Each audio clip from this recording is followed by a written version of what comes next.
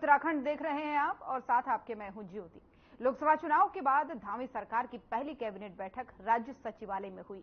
CM की अध्यक्षता में हुई इस बैठक में शहरी विकास, आवास, वित्त, राजस्व, कार्मिक, नियोजन, उच्च शिक्षा समेत कई अन्य विभागों से संबंधित प्रस्तावों पर चर्चा हुई। तो वहीं बैठक में कुल 12 प्रस्ताव आए।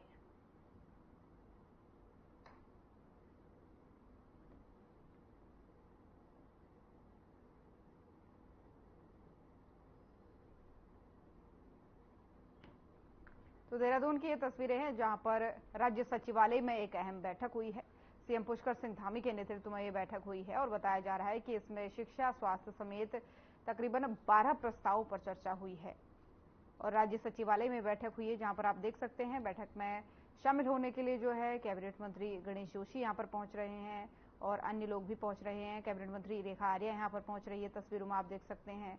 और जो है सभी पूरा मंत्रिमंडल यहां पर पहुंचा। और साथ ही आपको बता दें कि यहां पर बैठक में जो है 12 तकरीबन ऐसे अहम प्रस्ताव थे जिन पर चर्चा की गई।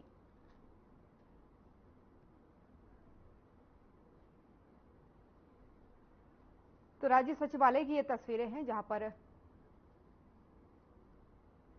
बैठक में शामिल होने के लिए लगातार जो है नेता पहुंच रहे हैं और सीएम पुष्कर सिंह धामी के नेतृत्व में ये बैठक हुई है।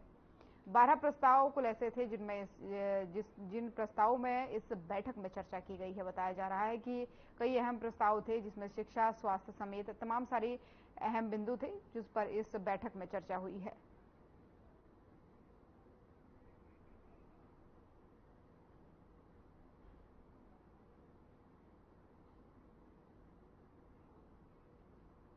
और सीएम धामी ने कहा है कि देवभूमि उत्तराखंड में उपद्रवियों के लिए कोई जगह नहीं है। उपद्रव, दंगा करने वाले और सरकारी संपत्ति को नुकसान पहुंचाने वालों के लिए जो है दंगारोधी कानून बनाया गया है। जिहाद और बाहरी राज्यों के लोगों के वेरिफिकेशन ड्राइव को लेकर भी सीएम धामी काफी सख्त नजर आ रहे हैं। सीएम धामी की सख्ती का असर अब दिखने लगा है और पुलिस प्रशासन जो है पूरी तरह से इस पर एक्टिव होती नजर आ रही है। कि बहुत सारे जो लोग बाहरी राज्यों से आपराधिक तत्व अपने प्रदेश में आ जाते हैं और खास करके ये भी देखा गया है कि बहुत सारी जमीन के धंधों में आ जाते हैं। तो उस तरह के जो भी तत्व हैं उनके खिलाफ जो सत्यापन किया गया है उसको बहुत ही सघनता से की जाए, ये माननीय मुख्यमंत्री जी का निर्देश है। और हम लोग सत्यापन लगातार करते रहे हैं, पिछले सालों में भी कर रहे हैं। पिछले मेरे को ख्याल है कि पिछले साल हमने 3-3.5 लाख के आसपास सत्यापन किए थे। आप लोग जानते हैं लैंड जिहाद के खिलाफ जो हमने कार्रवाई करी, आज पूरे राज्य के अंदर एक अभियान चला कि जो अतिक्रमण है सरकारी जमीनों पर, जो कहीं पर नीली चादर चढ़ाई हुई है, कहीं पर पीली चादर चढ़ाई हुई है, कहीं पर हरी चादर चढ़ा दी भाइयों बहनों। हजारों एकड़ जमीन लैंड जिहाद के नाम पर अतिक्रमण कर रही थी, अवैध कब्जा किया हुआ था। उस कब्जे को हटाने का काम उत्तराखंड की सरकार ने किया है भाइयों बहनों, और 5,000 एकड़ से भी ज्यादा जमीन हमने हटाई है।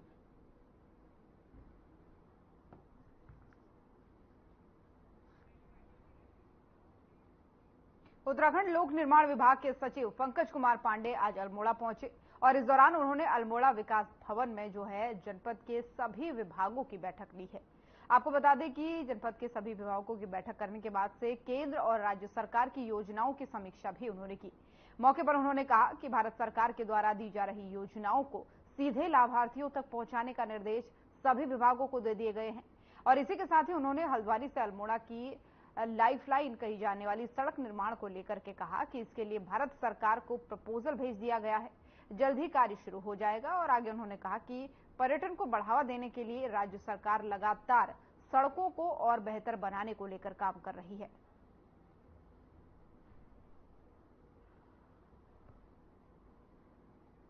देखिए, प्रभारी सचिव होने के नाते मैं अल्मोड़ा आया हूँ और सभी विभागों के साथ विस्तृत विचार विमर्श हुआ, समीक्षा हुई है और मैंने सभी विभागीय अधिकारियों को कहा है हर एक स्कीम का जो ऑब्जेक्टिव है, जो उद्देश्य है, उसको देखते हुए योजना का लाभ जो लाभार्थी उन तक मिलना चाहिए।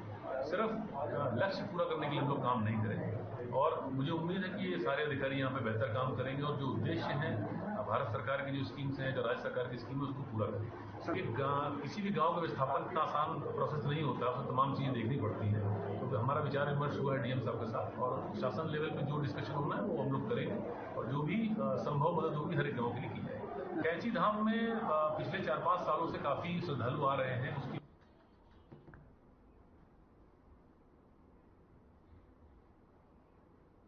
पौड़ी के पुलिस महानिरीक्षक करण सिंह नगन्याल ने पुलिस अधिकारियों के साथ परिक्षेत्रीय कार्यालय में अपराध समीक्षा बैठक की है, जिसमें लंबित पड़े मामलों में ठोस सबूत जुटाते हुए संकलित साक्ष्य के आधार पर तुरंत कार्रवाई कर मामले के निस्तारण के निर्देश दिए गए हैं। इस मौके पर उन्होंने कोतवाली कोटद्वार, श्रीनगर और लक्ष्मण झूला की लंबित विवेचनाओं को जल्द निस्तारित करने के निर्देश दिए हैं। साथ ही सभी थाना प्रभारी को अपने अपने थाना क्षेत्र के अंतर्गत अवैध मादक पदार्थों और अवैध शराब बेचने वालों के विरुद्ध प्रभावी कार्रवाई करने के लिए निर्देशित किया है। उन्होंने आगामी आपदा सीजन को देखते हुए अभी से ही तैयार रहने के निर्देश कर दिए हैं।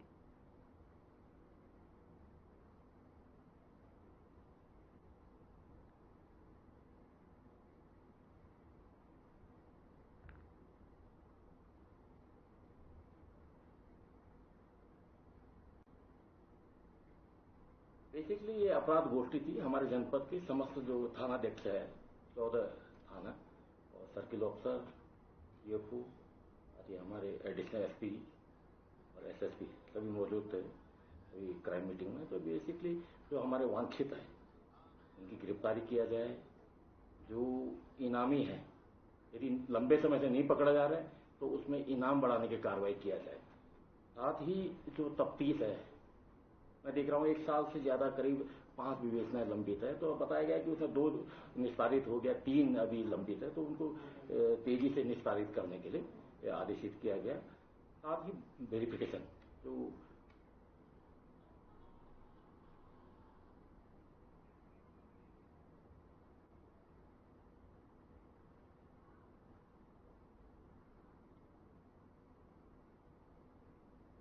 पर्यटकों के ड्रीम डेस्टिनेशन और तीर्थ नगरी के नाम से मशहूर ऋषिकेश इन दिनों पर्यटकों से पटा पड़ा है।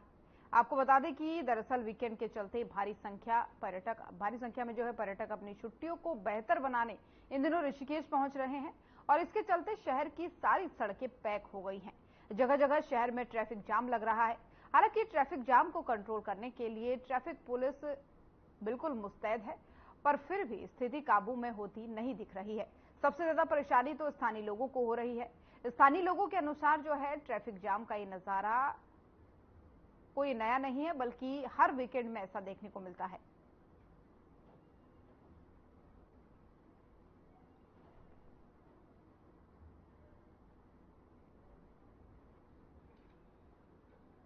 तो ऋषिकेश की ये तस्वीरें हैं और वीकेंड की ये तस्वीरें, खासकर जहां पर आप देख सकते हैं जाम की स्थिति कैसे बनी हुई है। दरअसल प्रशासन का ये कहना है कि हर वीकेंड यही स्थिति बनती है जाम की, जिससे आम लोगों को खासकर दिक्कतों का सामना करना पड़ता है, क्योंकि अभी गर्मी का मौसम चल रहा है और ऐसे में शहरों से जो है ऋषिकेश की तरफ पर्यटक जाते हैं, तो ऐसी स्थिति बनना आम बात सी हो गई है।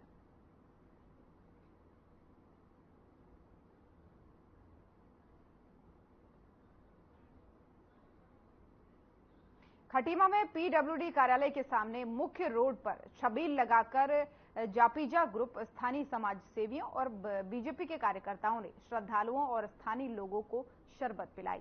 आपको बता दें कि प्रचंड गर्मी से राहत दिलाने और इंद्र देवता को खुश करने के उद्देश्य से लोगों को शरबत पिलाई गई है। तो वहीं पर्यावरण को हरा भरा रखने और ग्लोबल वार्मिंग से बचाव के लिए लगभग 200 छायादार पौधों का भी वितरण किया गया। वहीं आपको बता दें कि लोगों ने आयोजकों का आभार व्यक्त किया।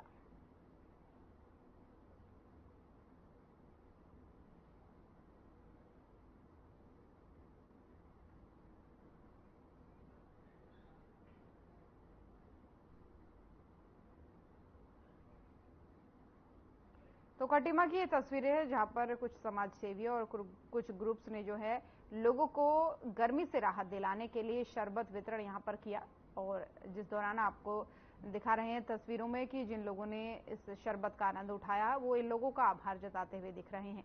साथ में जो है समाज सेवी ने लोगों को ये शरबत पिलाने के बाद से जो है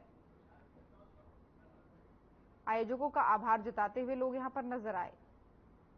तो ये तस्वीरें हैं खटीमा की, जहां पर कुछ ट्रस्ट और कुछ समाजसेवियों ने मिलकर लोगों को शरबत पिलाने का काम किया है, क्योंकि जहां भीषण गर्मी लगातार पड़ रही है तो ऐसे में लोगों को शरबत पिलाना एक पुण्य का काम माना जा रहा है और लोगों को थोड़ा सा गर्मी से राहत मिले, इसलिए भी इस तरीके के प्रयास आजकल तमाम सारे लोगों के द्वारा किए जा रहे हैं। और इसी कड़ी में जो है खटीमा से भी ये तस्वीरें सामने आई है, जहां पर कुछ समाजसेवियों ने मिलकर के, कुछ ट्रस्टों ने मिलकर के जो है इस तरीके का पुण्य का काम किया है। और जो धूप में जा रहे लोग थे, कोई अपने काम पे जा रहा है, कोई सवारी ले रहा है या फिर अन्य अन्य कामों पर अपने लोग यहाँ पर जुटे हैं, उन सभी को शरबत पिलाने का काम इनके द्वारा किया गया है।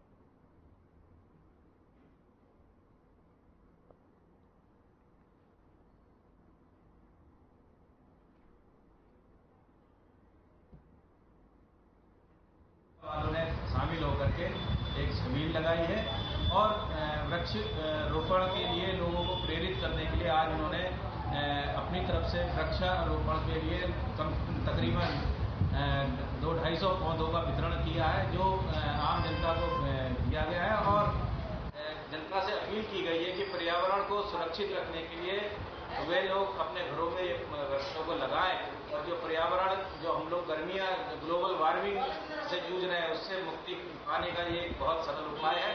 तो जापिजा वाले इसके लिए धन्यवाद के पात्र हैं और हम चाहते हैं कि ये दिन रात चौगुनी प्रगति करें।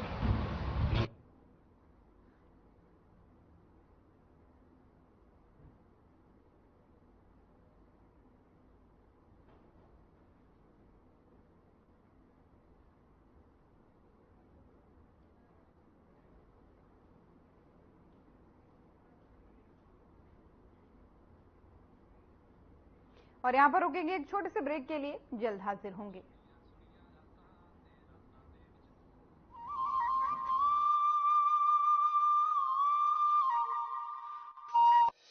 देवभूमि उत्तराखंड चार धाम यात्रा के लिए पधारने वाले सभी श्रद्धालुओं का हार्दिक स्वागत करती है। उत्तराखंड सरकार आपकी यात्रा को सुरक्षित और सुगम बनाने के लिए प्रतिबद्ध है और सभी उचित प्रबंध किए गए हैं। यात्रा के सुचारू प्रबंधन के लिए सभी तीर्थ यात्रियों के लिए पंजीकरण कराना अनिवार्य किया गया है। श्रद्धालुओं की सुविधा के लिए ऑनलाइन रजिस्ट्रेशन की व्यवस्था है, इसलिए आने से पहले ऑनलाइन रजिस्ट्रेशन कराना न भूलें। अगर आप चार धाम यात्रा के इच्छुक हैं, तो यात्रा शुरू करने से पहले उत्तराखंड सरकार की वेबसाइट www.registration-and-tourist-care.uk.gov.in या mobile application tourist care Uttarakhand के माध्यम से पंजीकरण करा सकते हैं। इसके अतिरिक्त टोल फ्री नंबर 0135-1364 पर कॉल करके या व्हाट्सएप नंबर 8394833833 पर यात्रा टाइप करके भी पंजीकरण कराया जा सकता है। पंजीकरण कराए बिना यात्रा न करें। रजिस्ट्रेशन में जिस धाम के दर्शन के लिए जो तिथि निर्धारित की गई है, उस धाम का दर्शन उसी दिन ही करें। यात्रा के दौरान सिंगल यूज प्लास्टिक का प्रयोग न करें। उत्तराखंड सरकार आपकी सुरक्षित एवं सुखद चार धाम यात्रा की कामना करती है।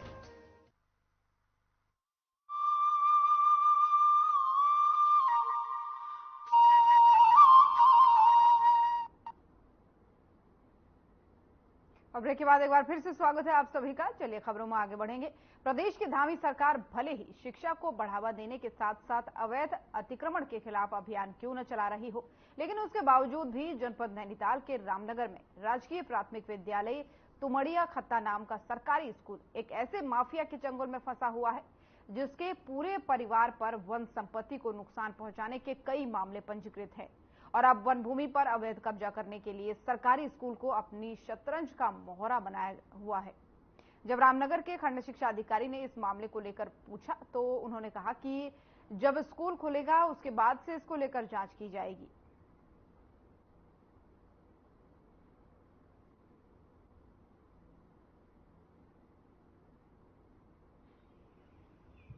ये तुमड़िया खत्ता है, वहाँ पर जो गुज्जर हैं उनके खेत में ये लगा हुआ था बता रहे, और उसको शिफ्ट करने की सूचना अभी मिली है हमको।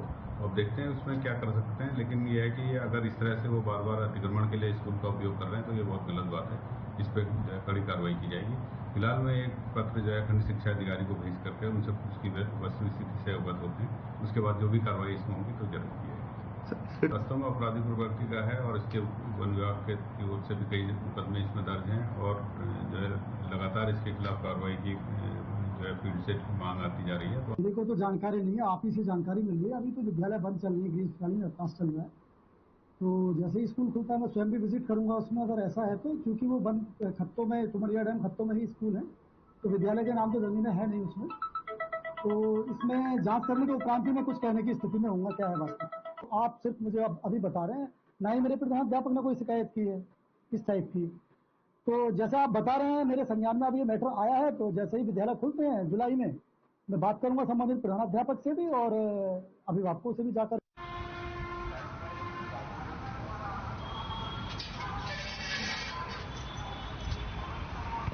बड़ी खबर रहेगी।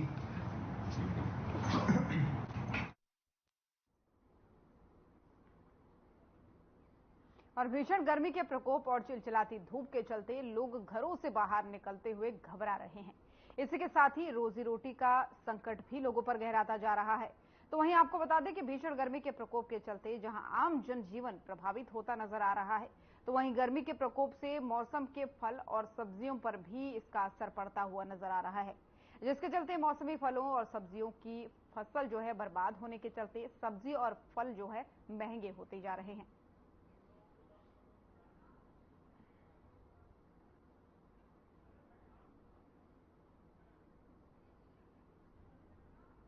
एक हफ्ते से इतने बड़े हैं कि बेनता बड़े हुए हैं। आप ये लगा लो, आलू महंगा, प्याज जो 10 दिन पहले 10 रुपये किलो थी, आज 50 रुपये किलो हो गई।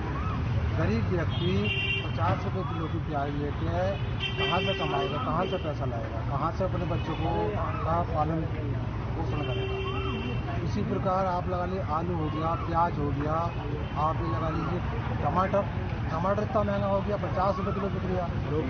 गरीब आदमी बताओ कहाँ से अपने बच्चों को सब्जी खिलाए। बिजली 25 किलो मिलते हैं, तो अब हो गई 40 किलो। प्याज महंगी हो गई, आलू 20 का, ये भी आलू 30 किलो देने लगा। टमाटर 20 किलो था, 40 किलो था। लौकी 20 किलो थी, ये भी 40 किलो मिली। खीरा था 15-20 रुपये, 30 किलो मिल गया। भिंडी भी बिक थी 10-12 रुपये किलो की, ये भी 30 किलो बिक रही। और सब्जी महंगी हो गई, नींबू 100 रुपये किलो का था, 160 किलो मिल गया। हर चीज़ में महंगाई हो गई और हमारी बिक्री आधी हो गई और हमारी दुकानें किराए में निकल पा रही। लगभग हो गए तुम्हारे 15 दिन से हो गए। 22 के कारण हो गए, 22 पड़ी नहीं, जिसकी मैं संभाल सूख गया। राजेश सिंह तोमर, सब्जी वाला।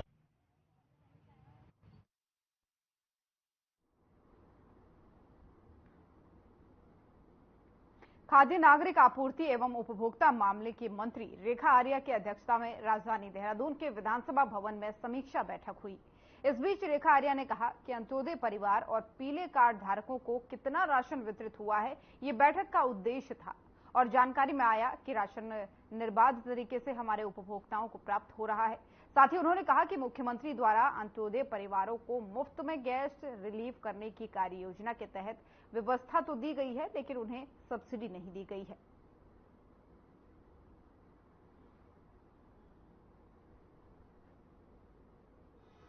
देखिए, आज आचार संहिता के उपरांत में खाद्य विभाग की समीक्षा बैठक ली गई है, जिसका उद्देश्य ये था कि हमारे जो हमारे अंत्योदय के परिवार है अथवा हमारे जो पीएचएच कार्ड धारक हैं अथवा हमारे जो पीले कार्ड धारक हैं, आखिरकार उनको राशन की उपलब्धता कितनी प्रतिशत या 100% उनको उपलब्ध हो पाया है, नहीं हो पाया है, क्या स्थिति है, यह जानने का विषय था। और जानकारी में आया कि राशन निर्बाध तरीके से हमारे कार्ड धारकों को प्राप्त हो रहा है। इसके साथ ही यह भी चिंता एक मुझे थी कि जो हमारे अंत्योदय के परिवार है, जिनको कि मुफ्त में गैस रिफिल करने की योजना माननीय मुख्यमंत्री जी की ओर से व्यवस्था दी गई।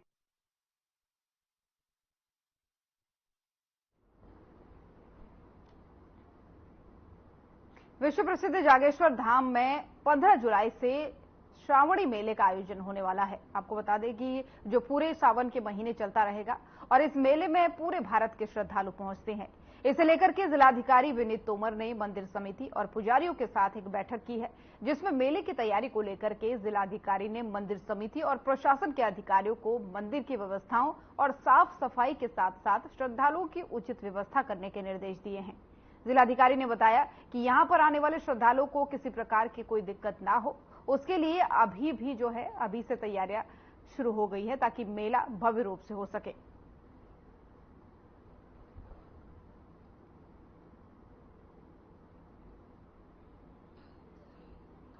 सुनिश्चित करना चाह रहे हैं कि साफ सफाई की व्यवस्था पर अच्छी तरीके से रहे, पार्किंग की व्यवस्था अच्छी रहे, ट्रैफिक की वजह से किसी को कोई प्रॉब्लम ना रहे और जो यहाँ पर लोकल एम्प्लॉयमेंट जनरेट होता है, जो फंड लगते हैं, उनकी व्यवस्था भी सुचारू रूप से चलती रहे। और खासकर हम लोगों का प्रयास ये रहेगा और सभी को इसी दिशा में निर्देश भी दिए गए हैं, मंदिर समिति की ओर से भी और जो पुजारी समूह है उनको भी और जो हमारे अधिकारीगण हैं, कि जो भी श्रद्धालु आते हैं वो एक अच्छे अनुभव के साथ यहाँ से जाएं और किसी प्रकार की शिकायत उनकी ओर से उनको ऐसा एहसास ना हो कि उनको शिकायत करने की आवश्यकता, वो संतुष्ट होए, अपने अच्छे से दर्शन करें और उसके पश्चात यहाँ से अच्छे अनुभवों को लेकर जाएं।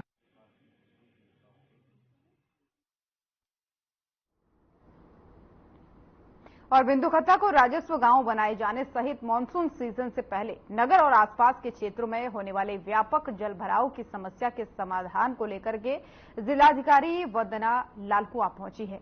आपको बता दें कि इस दौरान उन्होंने राजीव नगर, बंगाली कॉलोनी सहित राजकीय प्राथमिक विद्यालय रेलवे का निरीक्षण किया है और यहां होने वाले जलभराव की समस्या के समाधान के लिए संबंधित विभाग के अधिकारियों को निर्देशित करते हुए भी वो नजर आई और उन्होंने कहा कि मानसून सीजन से पहले सभी व्यवस्थाएं दुरुस्त कर ले ताकि आमजन मानस को दिक्कतों का सामना न करना पड़े। साथ ही यहां वन विभाग के गेस्ट हाउस में वन अधिकार समिति और वन विभाग के अधिकारियों संग बिंदुखत्ता को राजस्व गांव बनाए जाने को लेकर के उन्होंने बैठक की है।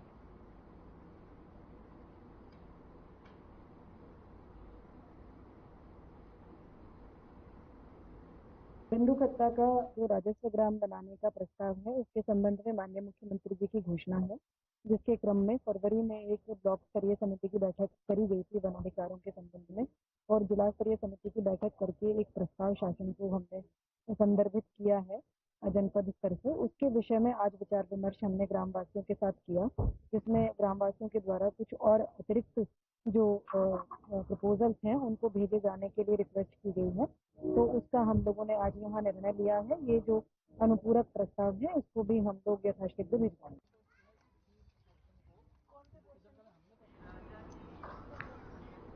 डेंगू और चिकनगुनिया को लेकर के देहरादून के सीएमओ डॉक्टर संजय जैन ने विभागीय अधिकारियों के साथ समीक्षा बैठक की है। वहीं इस बीच डॉक्टर संजय जैन ने कहा कि पूर्व से ही हमारे द्वारा एक्शन प्लान तैयार कर लिया गया था। साथ ही उन्होंने कहा कि हम आशाओं के माध्यम से घर घर जाकर लोगों को डेंगू और चिकनगुनिया के प्रति जागरूक करेंगे और घरों में जहां कहीं भी पानी भरा हुआ होगा उसे हटाने के लिए भी लोगों को जागरूक करेंगे।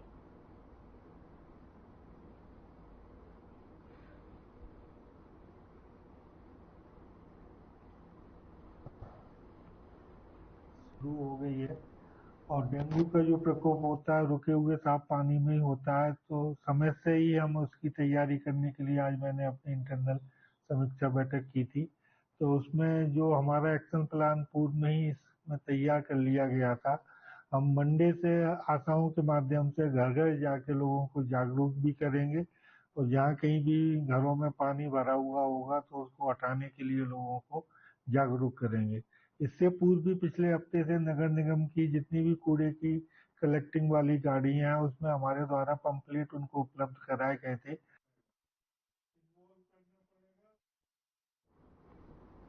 तो खबर उत्तराखंड देख रहे थे आप। बुलेटिन में फिलहाल इतना ही। नमस्कार।